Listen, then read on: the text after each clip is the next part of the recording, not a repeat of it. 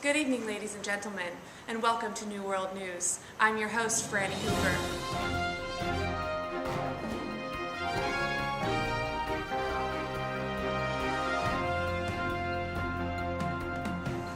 Today on New World News, we will be looking at the cloning process with scientist Henry Foster. We also have an exclusive interview with the director of the Central London Hatchery and Conditioning Centre to answer the question that is on everyone's mind. What exactly is the difference between our social classes? We'll be right back after a message from our Soma sponsors. Soma, such a nice aroma, hallucinogenic coma, helps you with glaucoma. When you're feeling stressed out, someone will be there no doubt to show you what it's all about. It will guide you throughout all your troubles like a drought. Someone will send you on a route to the heavens with Eagle Scouts, make you enjoy Brussels sprouts.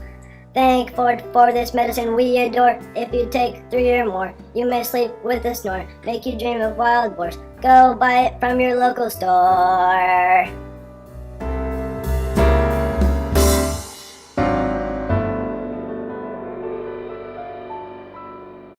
Our personal interviewer, Action Blackson, is on the scene of the factory with Henry Foster. Action? Thanks, Franny. I'm here with Henry Foster. Mr. Foster, could you tell us the record for a single ovary? 16,012 in this center. Wow, so what else can you tell us about these embryos? Well, embryos are like photograph film, they can only stand red light. We decant our babies as socialized human beings, as alphas or epsilons, as future world controllers. Wow, very interesting. This has been Action Blackson with Henry Foster. Back to you, Franny. Thanks, Action. We will now turn to our newsman, Michael. I am told he is on the scene with the director. Mike? I'm here in the Central London Hatchery and Conditioning Centre, referred to as the Central London HCC by the men and women who work tirelessly to create the next batch of humans. I've been given permission to follow the director of the HCC as he guides a group of students around the factory. Director, can you explain to our viewers back home what exactly conditioning is? Absolutely. We use a technique based off of the Russian scientist from the time of our Ford named Ivan Pavlov. He trained dogs to salivate at the sound of a bell.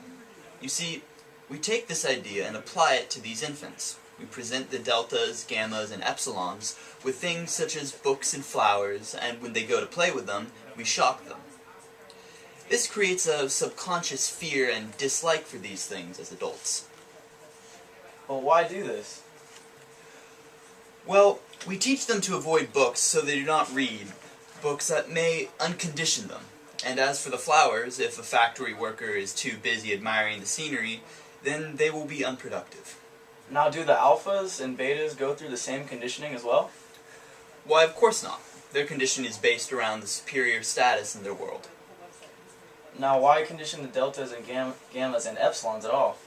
Economics. We have created a balance between supply and demand.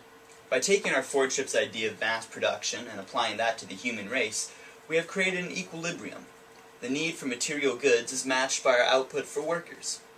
Now, if there's ever a need for more goods than we can produce, we can simply make more deltas, gammas, or epsilons. However, if we create too many, then it destroys our carefully crafted equilibrium. Thank you for your time, Director. My pleasure. Now back to you, Franny.